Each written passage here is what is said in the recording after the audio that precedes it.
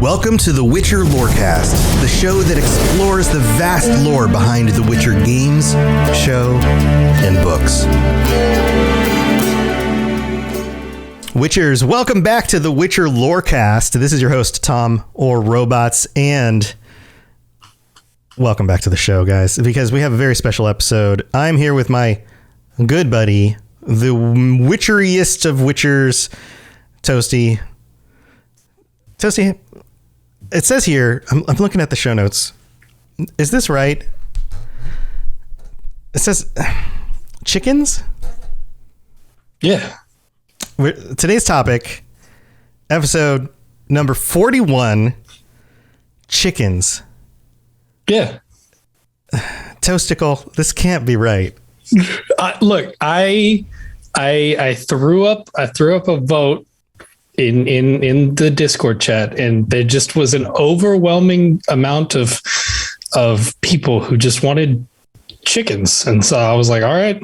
Oh, wait, so this is like a monster episode, and we're talking about chickens as a monster in the chicken monsters. Yeah, actual like regular chickens.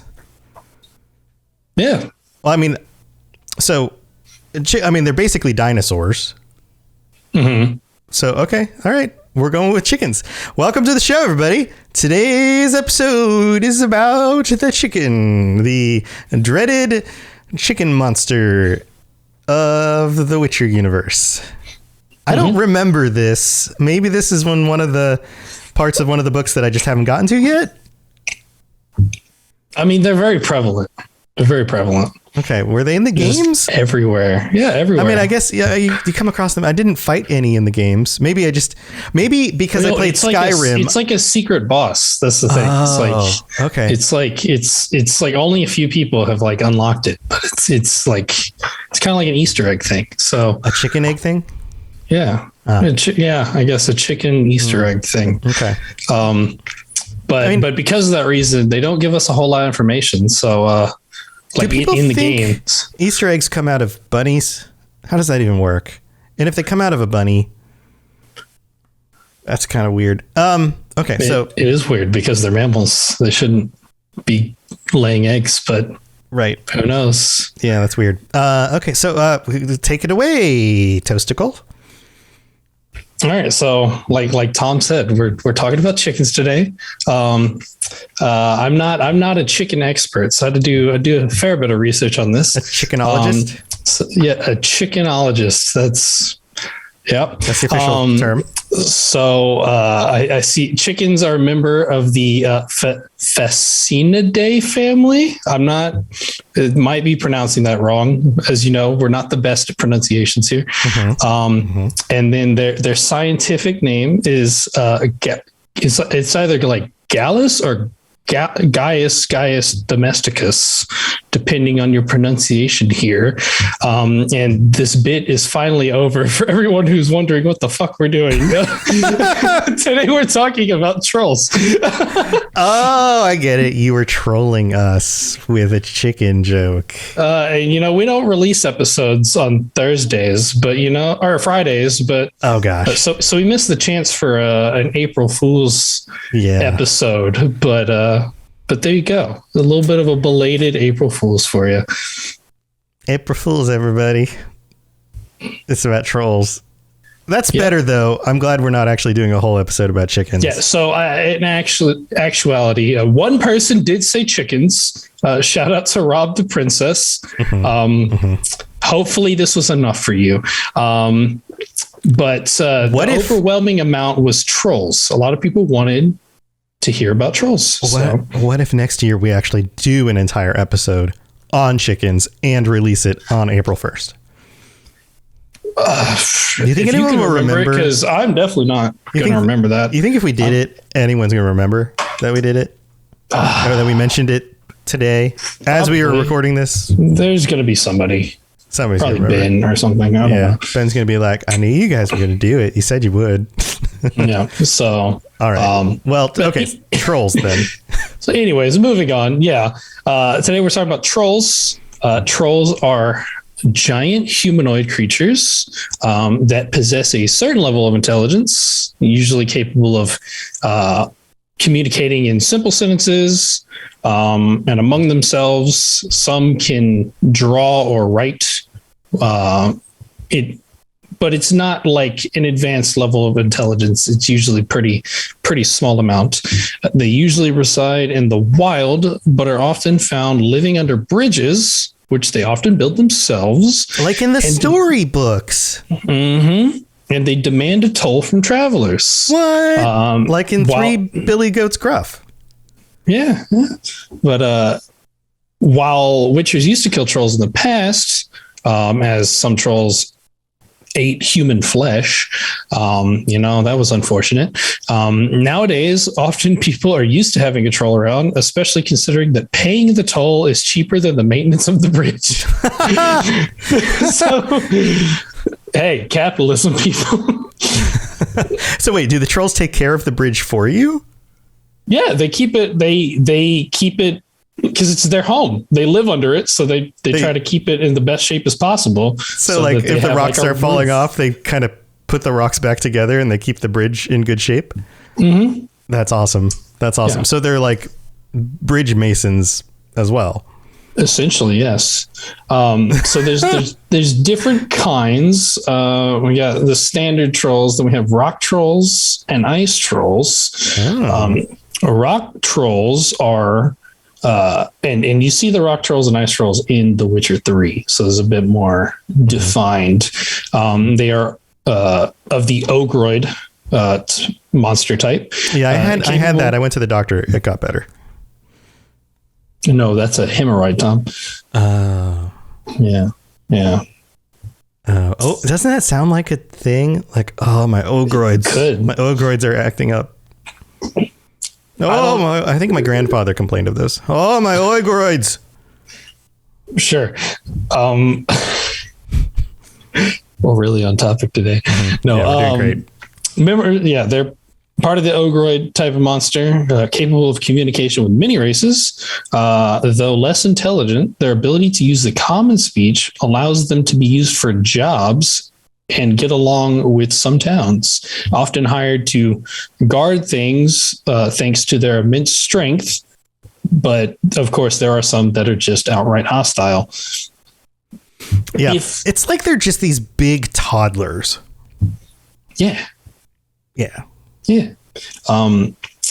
So if you should come across one, I insist that you first try to communicate with it, because it could be a friendly troll. There's a decent amount of those, but should you need to fight arise, a couple things to keep in mind. And this is specific. And hold on, this is specific for rock trolls. Rock trolls. This isn't just any troll. This may not work on ice trolls. This is specific to a rock troll. Yes. Although you will find there's some similarities, but for rock trolls, because of their rocky exterior, they have a natural armor. So trying to flank it and like hit it in the back or side doesn't really work, because that's where the hard part of the skin is. You got to fight it head on.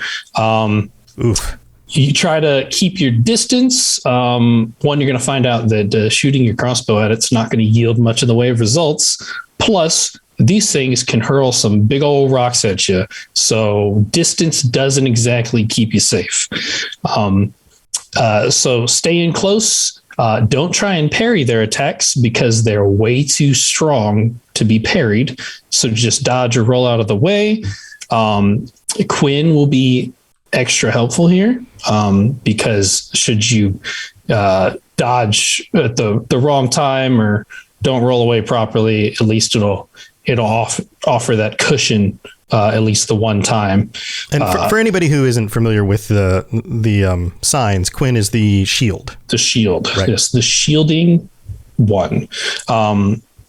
And then finally, if they should crouch down and cover their head with their arms, don't take the bait. It may seem like a perfect opportunity to attack, but if you do, that it's going to hit you with like a super walloping counterattack that is going to hurt you real bad. So just wait until they stop. And of course, coat your blade in ogroid oil, because that helps. Mm-hmm. Yeah, and you get the ogroid oil from old men. I like to call that covering their face counterattack. That's the peekaboo maneuver. The peekaboo maneuver? Yeah, because they're basically toddlers, right? They're playing peekaboo with you, and then they just like are like wham. Yeah, I mean that's fair. That's fair. No one taught them the proper way to play peekaboo, so maybe that's just what they think it is. Maybe that's the whole problem. Like maybe it takes a lot to even hurt them because their skin is so hard and rocky. Maybe they think you're just playing and they're just too rough. Mm-hmm. Maybe. Yeah. That's rock trolls. Move on to ice trolls, who aren't normally capable of the common speech. And so they're not as easily found, usually sticking to like cold toasty or like cold environments away from civilization. Toasty, do you think this is because they typically aren't around people, or do you think this is like an intelligence thing? Are they similar intelligence to rock trolls and they just aren't around people enough to pick up common speech? Because the rock trolls tend to live in and around like human settlements and things, right? But the ice trolls they're more likely to be in like remote locations. So, or are they just dumber? Probably would say a mix of both, because I mean, if you think of it as a sense of an evolution standpoint, they're not around civilization as much, so they don't have the need to be more intelligent because of it, which then just kind of has like the same effect vice versa, to where because they're not as intelligent, they don't like go around civilization as much. So would you say but they also do get strength from the colder environments, right? So would you say it's kind of like a chicken and an egg scenario? Did you see what I did there? I kind of brought that back around to the original topic of the show. Every so often when we do this, you get really quiet, and then I have to fill the quiet gap because it's a podcast and somebody has to talk. Otherwise, there's just a big empty gap and there's just no talking.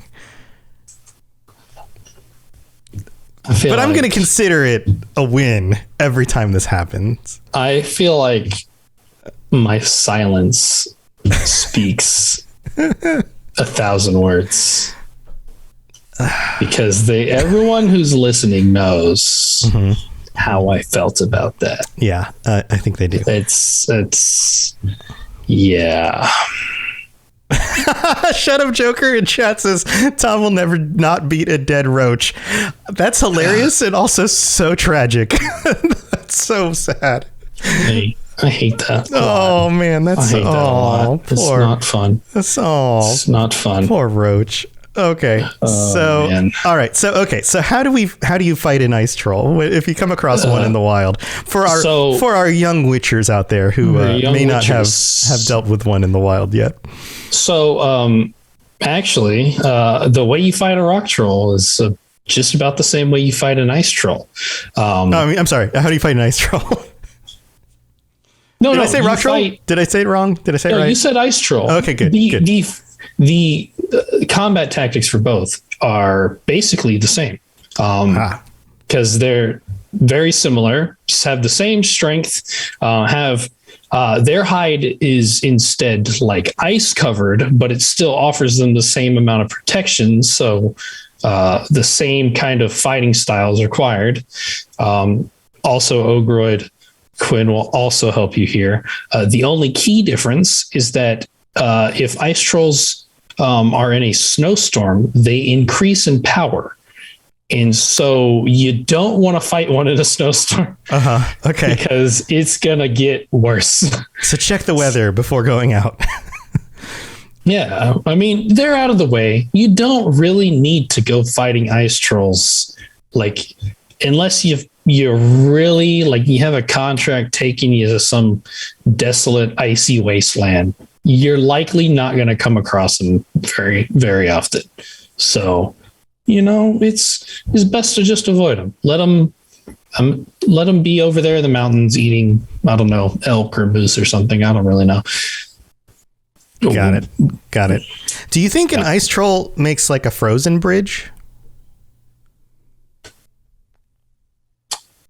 Probably not. I mean, like, would it guard a frozen bridge under like a moving river that doesn't fully solidify in the winter?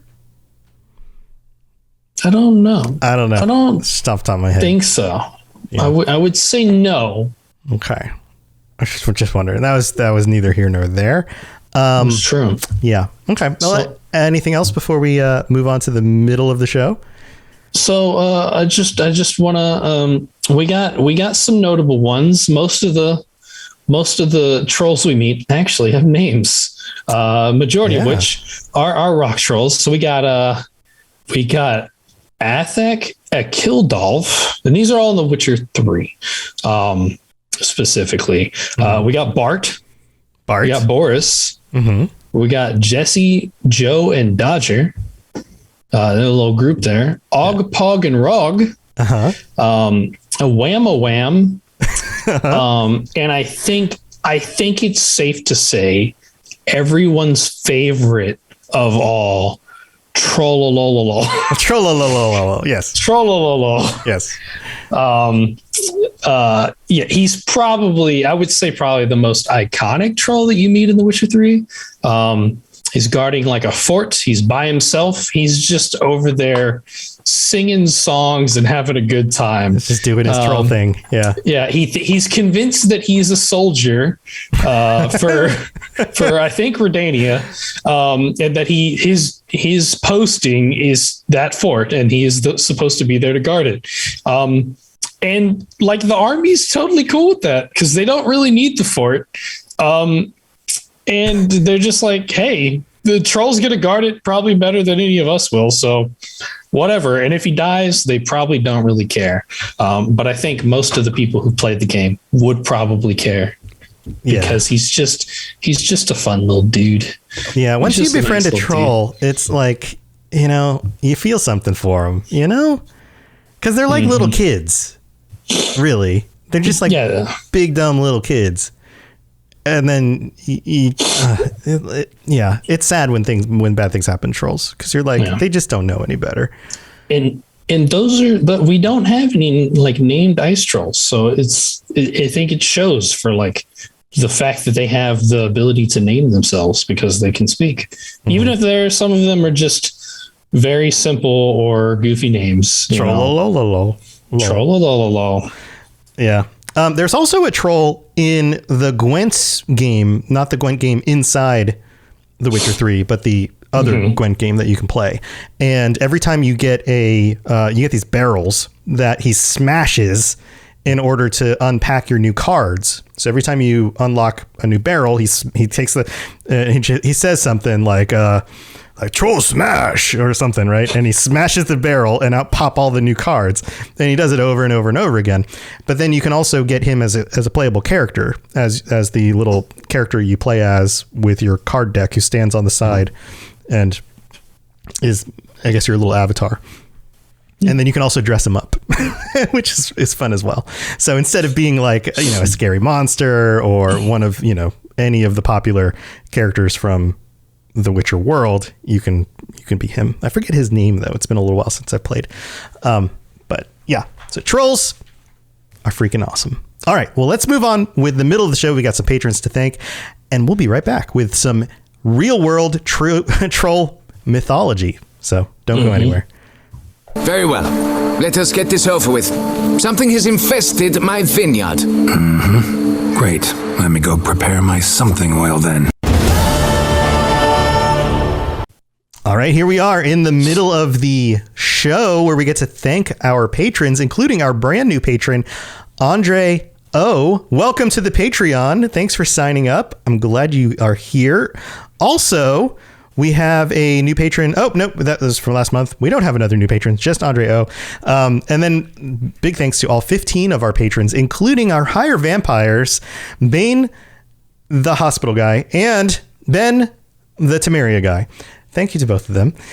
You guys are awesome. And if we've done anything to help you get through your work day, your work week, your drive to work, or hanging out with your troll buddies, then go to patreon.com/Witcher Lorecast, where you can check out all the different tiers. You get ad-free episodes. You can get to join us on future episodes of the show. You can get t-shirts. You can get all sorts of different things.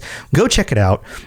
We would love your support, and it absolutely helps us keep the show going. It helps pay for equipment. It helps pay for my career, because this is my career in podcasting. It helps support Toasty as well. And it really does let us know that you appreciate the show, and we appreciate you guys.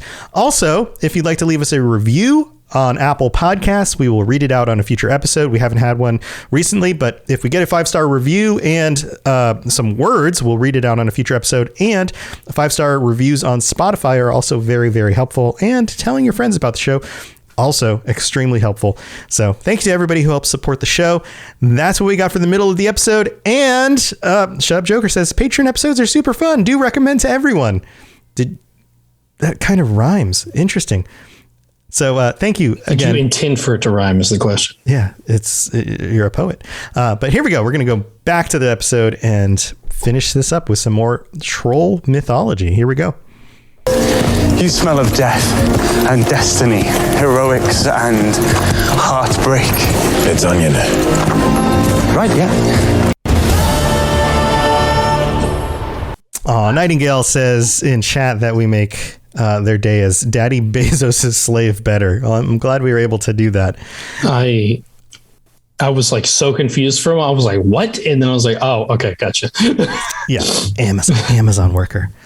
Oh yeah, you're a bard. That's right. A bard. Right. Joker's a bard. That's true. We right. discussed this last week. So yeah, that's true. That's true. So okay, so what is the real world mythology here with trolls? Obviously, trolls show up in lots of stuff. We get trolls in lots of different games. We get trolls in lots of different stories, lots of different fantasy worlds. I'm sure that there's a lot of different places that mention trolls. Yeah. So I got a little article here from mythology.net. From someone who apparently is very versed in all kinds of mythology. Hey, imagine that. I was like, well, that's a good little spread. They even have a Flatwoods Monster article. That's interesting. Yes. Yeah. So we got what is a troll? And this is specifically Norse mythology. Trolls are humanoid creatures who dwell deep in the wilderness of Scandinavia. Their appearance ranges from monstrous to eccentric to cute, but they are almost all unfriendly.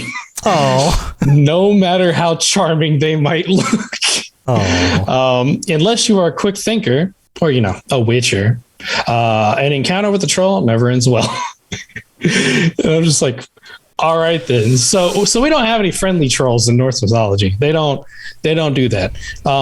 So in Scandinavian folklore, we got two kinds of trolls. The Jontar, are the giants, right? Or Jontar, maybe it's a Y sound. Because I know it's like Jotun for like the ice giants. So and the little folk, often called Holdra folk. And I think the appearance here is going to sound a little familiar for the Jotnar, whatever. Jotnar? Yes. They borrow many of the characteristics from the ancient Norse ice giants. I'm sure the ice trolls draw a lot from that for the Witcher ice trolls. They tower above your average man, supported by colossal stony limbs. Their features are rugged, like stone worn down by the weather, and their hair is wild. So they had hair, which is a bit of a difference there. Some of them are so large and unkempt that they can even take root in their skin. Plants can even take root in their skin. Like they act almost as if they're like these little pieces of land that the plants can grow in because they're stone-like. Yeah. And the ugliest have single eyes like a cyclops or multiple heads. And then the Holdra folk, much more different in this situation, could be easily mistaken for humans. and attractive humans at that. It makes a point to point out. So they're attractive monsters. So still not anything like the trolls from the Witcher games. Yeah, definitely not. And they are betrayed only by their tails, which can be cow-like or fox-like, but these are can be hidden by clothing. So see two different types here, incredibly different descriptions. And it just, I don't think, I think it's obvious which one is the one we pull from here. Yeah. Yeah. What's interesting here is that it talks about that they have these like communal lives and that they support themselves by like hunting and farming. But they are more often pillagers. They seem to be more likely to waylay travelers, attack you on the road, maybe even eat you, destroy buildings, plunder treasure, kidnap children or beautiful ladies. They seem kind of vile in that regard. And they seem to hate religion, which I think is interesting. Yeah. Yeah. Specifically Christianity from the sounds of it. Right. Well, these, like we've talked about before, these old myths tend to get mixed in with Christianity. And so oftentimes the pagan side of the mythology mixed with Christianity gets connected to some sort of demonology thing. So they're going to say like, oh, the pagan side of this was the trolls and stuff. And so they're related to demons. So they must hate Christ. They don't like Jesus because they're demons or whatever. So the last thing I wanted to point out here is that under special abilities are typically dim-witted creatures, which are ones we see that too. The greatest skills that they have are the ones they're born with: a brute strength and a strong connection with nature. We know that the Witcher trolls are incredibly strong, so strong that you can't parry their attacks. You can only move out of the way. They can uproot trees to use as clubs and hurl boulders as missiles. That tracks. And the mightiest of them is capable of stirring up thunderstorms or avalanches, which is... I would not like to be in that situation, just like fighting a troll and it's just like, bam, avalanche. Yeah. Yeah. Well, even the thunderstorms thing ties to the whole concept of them being a little bit beyond the realm of into the realm of the supernatural. The ties to nature, magic, and the supernatural and those kinds of things. And I just think it's a funny thing because they talk about like how they appear in kind of like modern takes on them. Like you mentioned, the Billy Goat's Gruff, and then some like the fantasy novels and stuff, C.S. Lewis, Tolkien, all typically the unintelligent, ugly, and aggressive kind.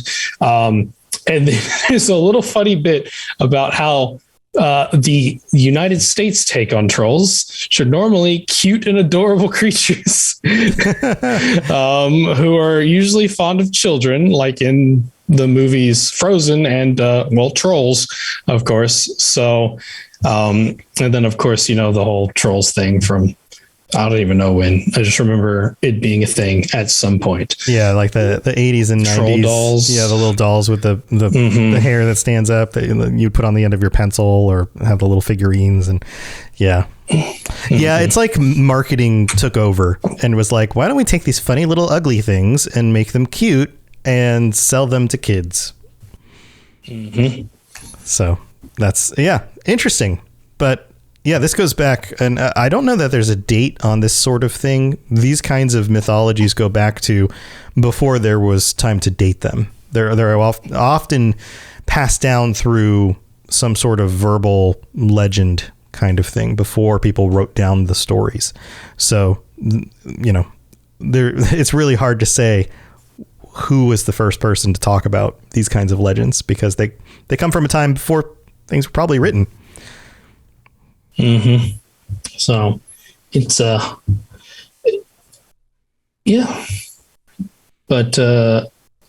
I definitely see the similarities. Of course, we know they draw a lot of their inspiration kind of from like Polish / pretty much like Scandinavian Norse mythology as well. We see a lot of that too. So especially in like Skellig or Skellige. So, and Tom, that's about it for trolls. Well, there you go. I would love to hear other people's opinions about the trolls in these games. I also wonder if we're going to get a troll in the TV show. I mean, like, wouldn't that be amazing? I feel like they have to at some point, you know? Like, I feel like trolls are, I mean, of course I don't have a very big sample size to go off, but I know that like whenever I played The Witcher 3, I basically spared every troll that I got the chance to. Like I just didn't, I wasn't, most of them were like talking. So I would like talk to them. I was that kind of player. Like I didn't, any monster that I could save, I pretty much saved. Cause you know, a lot of them were, most of it's just inherent misunderstanding from people being scared of them and being like, it has to die, when some of them are just trying to live their lives, you know? But, you know, of course, there's a large number of trolls and most of them are nice. And some of them are even like endearing so much, like Trollolol or whatever. Probably one of the most endearing monsters you come across. So, you know, it's like hard to kill these guys. And I would hope to see their use, of course, like especially like maybe coming across a nice one. I don't think I want to see Henry Cavill kill a troll. I want to see him make friends with the troll. Yeah. I think it would be really cool to add some of those types of characters into the television series. Some of these, because we have other races. We've had elves now show up in the series. We've had dwarves show up a few times in both seasons so far, and befriend and be helpful in situations, right? So we have clearly the expanse of these other races on the continent, but to have not just other intelligent races that are sometimes, depending on who's doing the bad stuff, you know, I guess ostracized and terrible things have been done to them, but are more or less considered actual real members of society, right? They're peers, except for when people are being racist and mean. But to have some of these other races that are legitimately monster races that are just different, you know, like trolls, they have a society. They're just not as intelligent as any of the regular races, but they're just misunderstood. And sometimes they're just doing their thing and they just kind of stumble in the way and then people get mad at them, you know, or, some of these other races that just don't fit into society, but again, are just kind of doing their thing and they don't mean any harm. That seems to happen in the storylines a lot, especially among these intelligent beings. Or like, and you've mentioned this before a few times, races like vampires that don't mean to be evil or have redeemed themselves, you know, like some of those characters showing up. And we could do whole episodes about some of those characters that show up in the stories. I think it would be really cool to have, you know, and to have a troll be the first entrance into this idea of like, not only a character that is a monster, but a character that is redeemable and pitiable and kind of befriendable would be kind of fun, I think. Shut Up Joker makes a good point of it would be a good way to reinforce Geralt's sentience rules. We know that from season 1 with the dragon, that like he refused to kill the dragon because it was a sentient creature. And in this situation, while trolls aren't intelligent creatures, they are sentient for sure. Oh, sure. Like, sure. Yeah. Just because they have a lower level of intelligence doesn't mean they're not sentient. Yeah. It's just kind of like a child that could like kill you easily, but still a child. Right. Or a person with like a learning disorder. I mean, they're still a person. They just have a learning disorder. It doesn't mean that they're evil, or that even if they accidentally do something, and heck, imagine a really big, strong bodybuilder with a learning disorder. You basically have something very similar theoretically to something like a troll, right? In the new season, and because they've kind of announced, that it's in production now, and they give us that little bit of summary, which we should probably bring up too. I actually just realized, I imagine that we're going to see a lot of travel. And of course, the speculation is going to start happening now that season 3 and they release little tidbits. I'm of course going to start speculating. But I imagine we'll see a lot of travel. It would be interesting. Yeah, of course. But it would be interesting to see like even just a little tiny bit of an episode, like 10. I mean, we know they're hour-long episodes, so maybe like a 10, 15-minute segment of like at some point traveling, and then they have to bargain their way across a bridge that a troll is keeping track of, and maybe like Ciri or Yennefer or something are like immediately like, oh no, we got to kill this thing, and Geralt's like, hey, don't. It's not going to harm you. Just, right. Pay it a couple silver. We're good. Let's go. Right. And it comes back to like help them in the long run. Like, like maybe they do a good deed and help it out. And then by the end of the episode, it repays the favor or something. Like it's one of those episodes, like somebody starts harassing it and then Geralt stands up to protect it. And then later on the troll shows up and is like, you help troll help witcher. And then you're like, oh man, Trollolo, he's a good buddy, It probably won't be Trollolo, although if they did, it would be incredible, but I don't think it's going to be him. Yeah, but it would be amazing. Maybe it's not him, but like, whatever the troll's name ends up being. But like to represent that kind of thing would be so cool. Yeah. I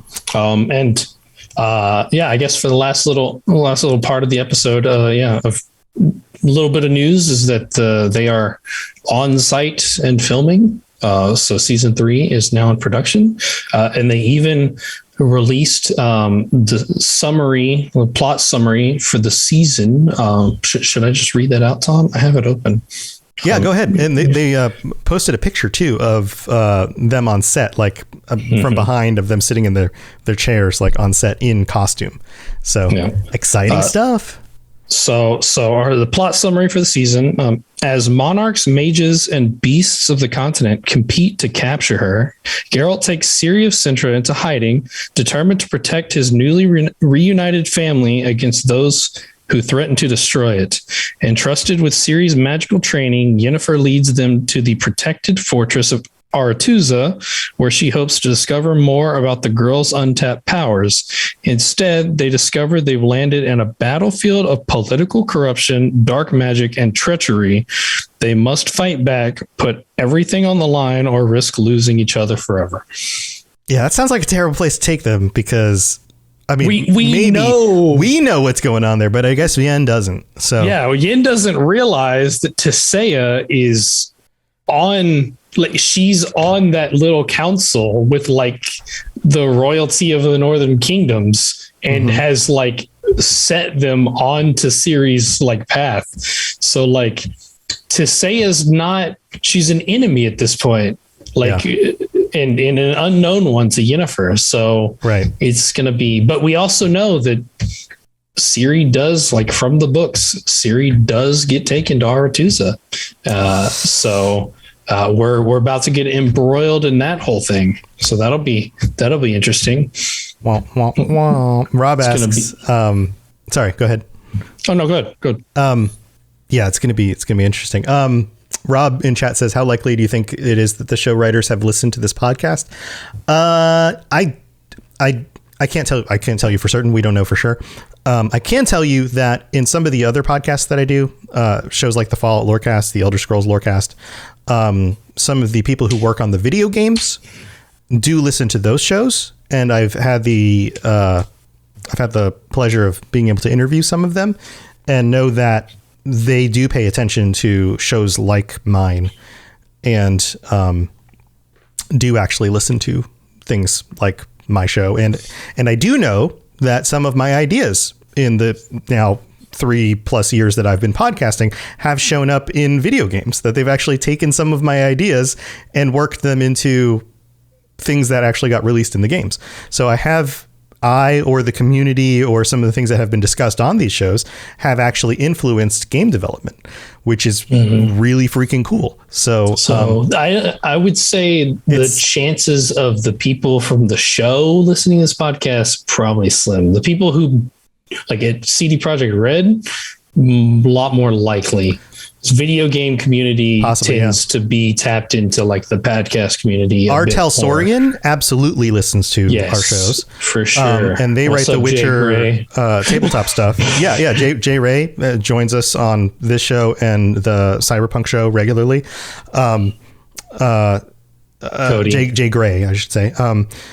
Cody also. Cody Pondsmith. And here's another point. I do notice on occasion, I plug into all of the subreddits for all the communities and shows and games for all the topics that I do shows on. And I'm regular on Reddit. So I'm constantly browsing those every day because I'm just kind of tuned into all the news and all the conversations that are happening around all the different shows that I do. And it is I've noticed this fairly regularly that within a week of posting an episode, there will be a similar topic about the topic that I did a show about show up on Reddit. It's like somebody will take the thing that I talked about and post the same topic on Reddit and doesn't necessarily mention the show, but like I can tell that the things that my shows are doing are getting these concepts out into the world and people are talking about them. So to say that even if the showrunners and the writers aren't listening to the shows doesn't mean that we're not having some sort of influence on the conversations that are happening and that those conversations are not somehow getting to their ears. So that's all I can say for sure. But there is an influence. So there's some impact there. Yeah, absolutely. Now, what kind of absolute banger is Jaskier going to come out with for season 3? That's a good question as well. We don't really know. We know it's going to happen. But we know it's going to happen. It should happen. Yeah. But it's interesting. It's kind of fun. It's fun to know that, we got a number of successful shows and that they're actually doing, having some influence on things, which is really pretty cool. But thank you. It has a lot to do with you guys too. So thank you for being here. Toasty, you got anything else you want to share before we head out? Nothing really too crazy in my life right now. Follow us, the Witcher Lorecast on Twitter. Because it is my prerogative. Ben, if you like Star Wars, Ben recently, Ben of Temeria, you probably know who I'm talking about, recently released his first, 1 or 2 episodes? Little intro episode, and episode 0, and then the first full episode. Yeah, so he's a member of the Robots Radio Rocket Club. So if you like Star Wars, go show him some support. Because we love Ben here. Yeah. Do you know what the name of the show is? Holocron Histories, Star Wars Canon versus Legends. There you go. The Discord's right here. You got it. Yeah. That's why I'm wearing the Star Wars shirt. So my son and my wife got me this Star Wars Imperial March shirt with Darth Vader on it. And so they just launched their show. And it talks about awesome Star Wars lore and the differences between the old canon and the new canon. So go check it out. It's available now. And Ben has been an awesome supporter of the show for a long time now. And he's now doing his own podcast thing. So you should go check it out if you like Star Wars. It's available everywhere. Spotify, everywhere else. Anywhere you're listening to this, you should be able to get it now. So go check it out. Also, I've got my shows. The Lord of the Rings Lorecast is up to episode 6 now. We're talking about the creation of the dwarves this week. And of course, there's all the other shows over at robotsradio.net. And my apologies for getting this episode out a little bit late this week. I'm fighting some migraines again on Monday night. But thanks for your patience. the two hosts of this podcast have chronic migraine issues. We have brains that try to kill us every so often. So yep. So it's likely to run into this. Thanks for understanding. We appreciate it. Yeah, we appreciate it. But in about half an hour, I'll be back with the Mass Effect Lorecast that's coming up next. So if you want to stay tuned for that, you're welcome to. I'll be back in just a little bit. But until next time, stay safe out there and stay safe on the path. I guess we'll stay safe both times. I guess I kind of made that redundant, didn't I? All right. We'll see you guys next time. Thanks for tuning in. Bye, everybody. Thanks for tuning in to the Witcher Lorecast. We'd love to hear about your experiences with the games and the books and the TV series and all your thoughts on everything. Please check out the Robots Radio Discord and follow us on Twitter at Witcher Lorecast. You've been listening to a Robots Radio podcast. Smart shows for interesting people. Check out all the shows at robotsradio.net.